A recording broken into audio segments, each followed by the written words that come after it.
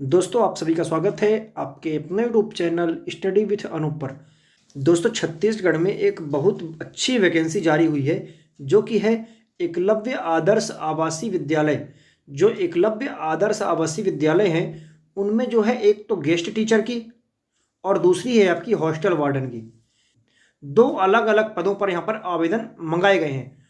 तो आइए देखते हैं कुल कितने पद हैं, आपकी शैक्षणिक योग्यता क्या है और क्या क्या अन्य योग्यताएं हैं जो आपके पास होनी चाहिए इस फॉर्म को भरने के लिए। ठीक है, तो आइए स्टार्ट करते हैं।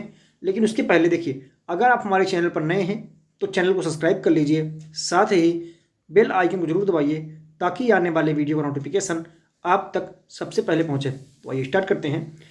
दोस्तों पहले तो आप जान लीजिए कि इसके लिए आपको ऑफलाइन आवेदन करना होगा। पहला पॉइंट तो यही है। ठीक है, ऑनलाइन इसके लिए आप आवेदन नहीं कर सकते। इसके अलावा अगर देखें तो ये ऑफिशियल वेबसाइट है, या तो इस पर या तो इस पर, इन दोनों में से आप किसी भी एक में जाके जो है आप इसके लिए ऑफिशियल नोटिफिकेशन डाउनलोड कर सकते हैं, फॉर्म डाउनलोड कर सकते हैं। हालांकि ये पीडीएफ जो है ना, और फॉर्म का जो पीडीएफ है वो आपको हमारे टेलीग्राम चैनल में मिल जाएगा, आप वहाँ से ले सकते हैं। लेकिन अगर आप चाहें तो आप इस वेबसाइट पर भी जाके ले सकते हैं। और ओवरऑल आपको आवेदन तो ऑफलाइन ही करना है ना। तो अब आपकी बात करते हैं। आपकी आवेदन की अंतिम तिथि जो है वो है 25 अप्रैल 2023। तो ध्यान रखें कि अगर आपको आवेदन करना हो तो आप लगभग 20 अप्रैल तक आवेदन कर ही दें, क्योंकि ऐसा होता है कि जब इनके पास फॉर्म पहुंच जाना चाहिए 25 तारीख को, ऐसा है। ठीक है, फॉर्म इनके पास 25 तारीख को पहुंच जाना चाहिए। अगर बाद में पहुंचता है तो फिर ये लोग कंसीडर नहीं करते उस फॉर्म को, है ना। इसीलिए आप पहले ही आवेदन कर दें, है ना। आगे बात करते हैं अन्य एलिजिबिलिटी क्राइटेरिया के बारे में। तो देखिए, जो यहाँ पर आपका अतिथि शिक्षक और छात्रावास अधीक्षक, दो अलग अलग पदों पर यहाँ वैकेंसी निकाली गई है। तो आप देख पा रहे होंगे कि जो संभावित वैकेंसी है हमारी वो है, अगर हम बात करें टीचर की, ठीक है, जो अतिथि शिक्षक हैं और छात्रावास अधीक्षक, दोनों को मिला के यहाँ पर 19 पदों पर, यानी कि अच्छी वैकेंसी है। अगर आप चाहें, अगर आप एलिजिबिलिटी क्राइटेरिया को कंप्लीट करते हैं तो आप इसके लिए जरूर आवेदन करें। अब बात करते हैं शैक्षणिक योग्यता की। देखिए, यहाँ पर दो प्रकार से पोस्ट है, एक है पीजीटी टीचर के लिए, दूसरा है टीजीटी के लिए, और फिर है आपका छात्रावास अधीक्षक। तो छात्रावास अधीक्षक में दो पोस्ट हैं, एक महिला के लिए है और एक पुरुष के लिए।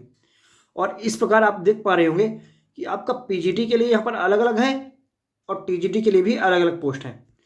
तो अब देखिए, पहले भी बात करते हैं टीजीटी वाले के लिए। देखिए, टीजीटी में ना आपका न्यूनतम 50% अंक के साथ एनसीईआरटी के रीजनल कॉलेज ऑफ एजुकेशन से संबंधित विषय में 4 साल का इंटीग्रेटेड कोर्स होना चाहिए। आपका उस संबंधित विषय में, जिस विषय के लिए आप आवेदन करेंगे, जैसे हिंदी, अंग्रेजी, गणित, तो उनमें 4 साल का आपका इंटीग्रेटेड कोर्स या संबंधित विषय में 50% के साथ स्नातक की डिग्री होनी चाहिए आपके पास। ठीक है, अब बात करते हैं टीजीटी में जो तृतीय भाषा है वो स्नातक में एक विषय के रूप में संस्कृत होनी चाहिए।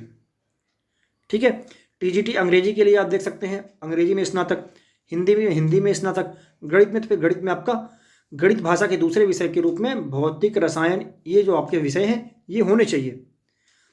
इस प्रकार आप अलग अलग सब्जेक्ट के लिए देख सकते हैं आपको किस सब्जेक्ट में अप्लाई करना है और किस सब्जेक्ट में आपके पास डिग्री है। ये नोटिफिकेशन डिटेल में आपको हमारे टेलीग्राम चैनल में मिल जाएगा। आपको डिस्क्रिप्शन में लिंक मिली है टेलीग्राम चैनल की, आप वहाँ से ज्वाइन हो जाइए और ये पीडीएफ आराम से आप देख सकते हैं कि आप किस सब्जेक्ट के लिए और अप्लाई करना चाहते हैं और आपके पास डिग्री कौन सी है। ठीक है, ये तो सभी जो पीजीटी वाले हैं, तो उसमें पीजीटी वाले में क्या चाहिए, आपका स्नातक भी चाहिए और स्नातकोत्तर भी चाहिए, दोनों चाहिए। ठीक है, स्नातक भी होना चाहिए और स्नातकोत्तर पीजीटी वाले में, और टीजीटी वाले में स्नातक बस मंगाया है ना। तो आप देख पा रहे होंगे, है ना। तो अब बात करते हैं वांछनीय योग्यता की। देखिए, जो अन्य योग्यताएं थी वो तो जरूरी है। इसके अलावा आपको हिंदी और अंग्रेजी जो माध्यम में पढ़ाना आना चाहिए, यानी कि इंग्लिश लैंग्वेज में भी पढ़ा सकें आप और हिंदी में भी पढ़ा सकें। आपको ऐसा घोषणा पत्र देना होगा। इसके अलावा जो है शासकीय या फिर शासकीय अनुदान प्राप्त जो संस्थान है उनमें शैक्षणिक कार्य करने का आपके पास 2 साल का अनुभव भी होना चाहिए। ठीक है, अब बात करते हैं छात्रावास अधीक्षक की। तो छात्रावास अधीक्षक में आपके पास स्नातक की डिग्री होनी चाहिए और कोई डिग्री आपके लिए यहाँ पर जरूरी नहीं है। इसके अलावा इसमें भी वांछनीय योग्यता है, वो क्या है कि आपका मान्यता प्राप्त विश्वविद्यालय से मनोविज्ञान में डिप्लोमा होना चाहिए, या तो स्नातक हो या तो स्नातकोत्तर हो या बीएड हो, कुछ भी आपके पास होना चाहिए। इसके अलावा शासकीय या फिर शासकीय अनुदान प्राप्त संस्थान से आप जो है छात्रावास में कार्य करने का आपके पास 2 साल का अनुभव भी होना चाहिए छात्रावास अधीक्षक में। ठीक है, अब हम बात करते हैं आयु सीमा की। देखिए, अगर आपने कभी जॉब नहीं की है तो टीजीटी पीजीटी के लिए आपकी उम्र 21 से 60 के बीच में होनी चाहिए, 21 साल से 60 साल के बीच में। और जो काउंट होगी वो डेट, वो काउंट होगी 1 अप्रैल 2023 को। इसके अलावा छात्रावास अधीक्षक के लिए आपकी उम्र 26 साल से 45 साल के बीच में होना जरूरी है। ठीक है, और अगर सेवानिवृत्त अगर आप हो गए हैं, अगर आप कहीं जॉब करते थे और आप सेवानिवृत्त हो चुके हैं, तो आपकी आयु सीमा अधिकतम जो है 65 साल मांगी गई है। आप जहां भी जॉब करते रहे होंगे तो 65 साल अधिकतम है। अगर उसके पहले अगर आप 65 साल से कम है तो आप अप्लाई कर सकते हैं। ठीक है, अब चयन प्रक्रिया की बात कर लेते हैं। देखिए, चयन प्रक्रिया क्या है कि आप जो आवेदन करेंगे तो आपकी शैक्षणिक योग्यता और अनुभव के आधार पर आपको मेरिट लिस्ट निकाली जाएगी आपकी। ठीक है, और अगर ज़्यादा बच्चे मेरिट लिस्ट में आए तो फिर उनका जो है एक साक्षात्कार लिया जाएगा, यानी इंटरव्यू, और फिर आपकी जो है लिस्ट निकाली जाएगी जो बच्चे सेलेक्ट होंगे।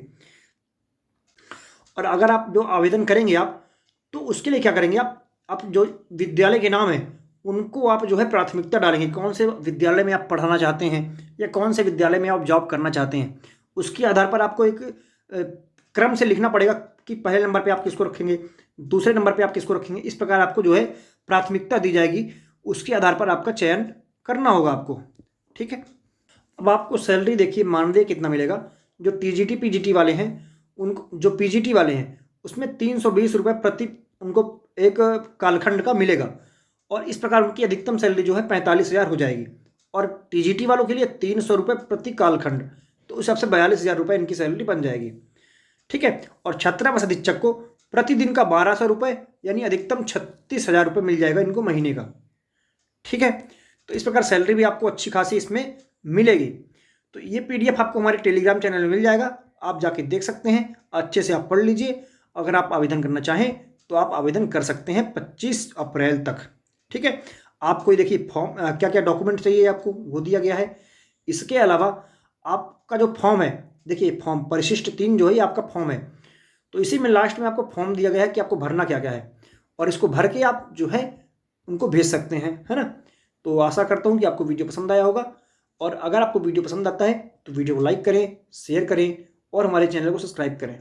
साथ ही बेल वाले आइकन को जरूर दबाइए ताकि आने वाले वीडियो का नोटिफिकेशन आप तक सबसे पहले पहुंचे। धन्यवाद।